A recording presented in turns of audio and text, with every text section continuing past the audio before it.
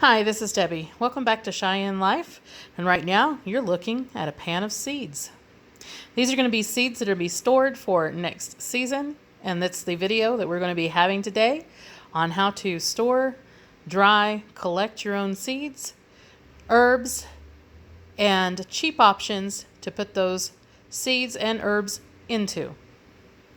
Now, what I use for my seeds is, as you can see, just a pie pan. And this pie pan actually has holes in the bottom of it. So there's air that can actually get through and dry the seeds out. And these happen to be Tuscan style muskmelon seeds. This is a Tuscan style melon that I had gotten at the store. And I just really enjoyed the flavor of that melon. So I'm going ahead and I am storing these seeds. I've already tested to see if these seeds will come up. I've actually collected them twice now. This is the third melon that I had gotten. And yes, they do come up. They came up wonderfully, so I'm going to go ahead and try these for next season and see if I can grow my own. And that way they will be organic without pesticides. This particular melon was supposed to be organic. So I'm assuming and hoping that it didn't have any pesticides on it. And if they used any fertilizer, they used organic fertilizer. So that is what I'm going to be doing with this, and this is an option for you to be able to dry your own seeds. You can use a paper towel as well. Sometimes I do use that method depending on how big the seeds are.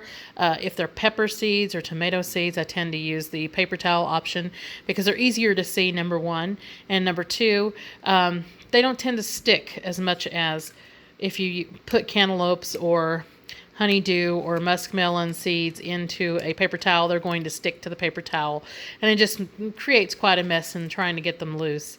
Anyway, these seeds in particular, the reason why they're so sticky at the moment is because they've only been drying for a couple of days, and they're still kind of gooey in the middle, and when they do that, they tend to stick a lot more than when they're completely dry. When they're completely dry, as you can see here, they just come up very easily. So I use this method for that. Let me go ahead and sit this out of the way. And that happens to be the only seeds at the moment that I am drying. So I want to go ahead and move on to the herbs. Now with my herbs, as you can see, I just use Ziploc bags. And these Ziploc bags are actually third, fourth, and fifth season Ziploc bags. So I've gotten a lot of use out of them. I tend to just reuse the same bags when I store. I am not one of the people that throws away her herbs and spices at the suggested recommended time, because for me, in my experience, spices and herbs tend to only get more pungent and better with age than without. So in particular with my herbs, I just store them in these Ziploc bags. As you can see here, I have my cilantro, my oregano, parsley, dill, marjoram, lavender, and this is from the 30-year-old seeds that I had found in the house and had grown that particular lavender plant that you have seen in some previous videos if you've been watching my videos. Sage, thyme, and with my thyme I've actually started over with this because the original thyme that I had was elf thyme, and I'm not too fond of collecting the elf thyme just because it is so small and difficult to work with for me. So I have started a new type of thyme, which now, as you can see in the top of this bag, you can see more of that particular type of thyme that I'm using. And this is how I actually dry my herbs. I use boxes, and these boxes are shallow boxes. They're only about 4 inches in height and about 15 to 18 inches long and about 12 to 15 inches wide. It just depends on the box. And I just get these from the grocery store, usually get them for free. They either have cans in them or some other food product, or maybe not even a food product. It could have cleaning materials. As long as they haven't leaked or anything like that, that would be absolutely fine. So I just use the cardboard boxes, and as you can see here, I have some more thyme that is drying, as well as some basil. And those will be going into the Ziploc bags once those are completely dry. And here I have my basil that I have already dried. This was one of my batches that I dried last week, and then I have some of the older basil in the bottom. And then I have rosemary, mint, and chives. So I grow about probably 90% of my own herbs. And I make sure that in a season, sometimes guessing if it is enough is not enough.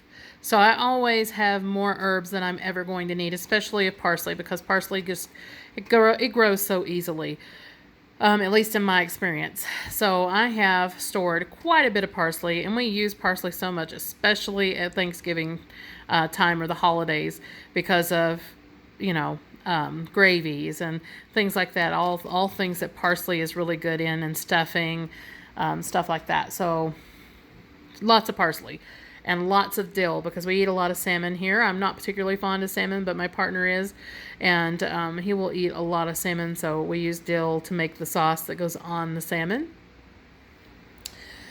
And I do use baskets at times, usually only for gathering vegetables.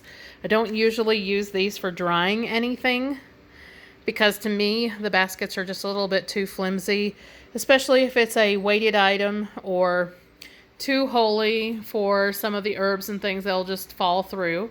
So I don't tend to use the baskets for anything other than just gathering some things and bringing them into the house. But I do occasionally, I will tie along the handle some of the herbs and things to dry, and that way it'll keep, if anything falls off, it'll fall into the basket and hopefully not fall through the holes. And also it makes it easy to hang the basket up onto something, so that way it keeps it up out of the way, and I don't have as many things in my way when I'm trying to cook or clean or things like that. So that's what I use the baskets for. And as you can see here, I have a couple of more boxes, one a little bit deeper than the other one. This one is more for putting my herbs into. Once they are bagged, I will put the herbs in a line in 2 layers in the taller box. And then the smaller box, of course, is for drying things. I just took out some sage. That was the sage that you saw over here in my bags. I had just dried some sage in that. So that is what I use the boxes for. Now, I am originally from East Tennessee. And in East Tennessee, you would not necessarily want to use the cardboard boxes to dry anything with, because it is so humid and they could have a tendency to mold. I've had that experience in the past when I was growing a garden back in East Tennessee.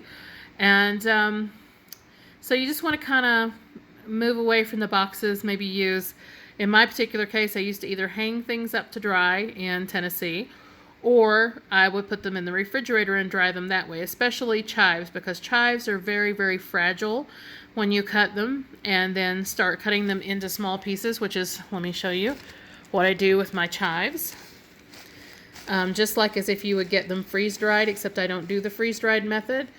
The small little pieces, they're so fragile and they'll break down really quickly in a humid climate. So what I did in Tennessee was I actually would freeze the chives in the freezer for a few days, bring them out, bring them back up to temperature, and then dry them that way. And then that tended to keep them from molding, get them drier, and then they would store in the bags much easier. So sometimes I still use that method here in Wyoming. It just depends on how much rain that we've had this particular season. We have not had any significant rain this summer since probably the end of June.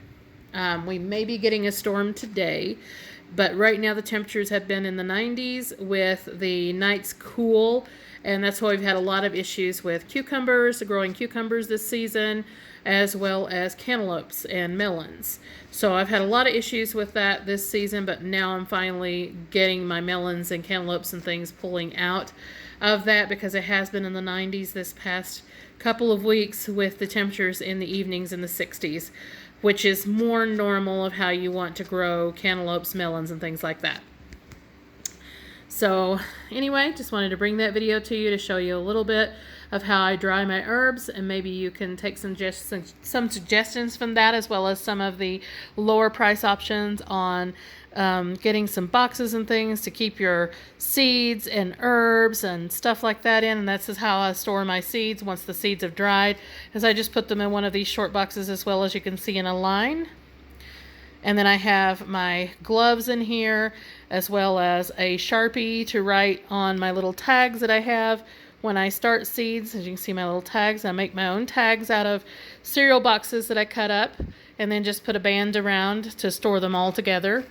And then I put my seeds in here and line them all up, and I have quite a few seeds that are pretty unique to Wyoming, because I like to try to grow things that normally would not grow in Wyoming, not particularly outside, but in containers and inside.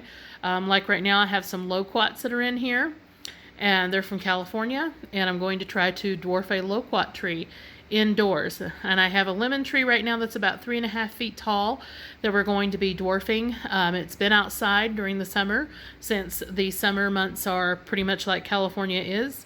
And when it gets more towards fall, before the first frost, I'll bring the lemon tree back inside. And we have a conservatory here in this house, which is just basically a small room that has like a stone floor and a lot of windows. So I'm going to be putting that lemon tree into the conservatory. And let me just go ahead and go in that conservatory for you, and you can take a look at that and see that it's a nice room for growing plants that don't normally grow in Wyoming. And I actually have a tropical plant in there right now. It's actually a tree, and I have it growing in a 5-gallon bucket. And I already have the pot here. And sorry about those towels there. Sometimes we have water come in, and when people are coming in and out the door, as well as we have a bookshelf here. But this is my tropical tree.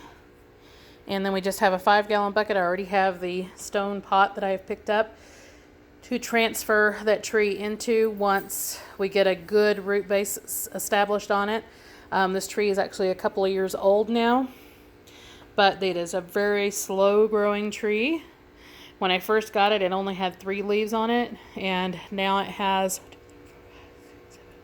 9 leaves. So it has done that much growth in 3 years, but it has gotten a lot taller.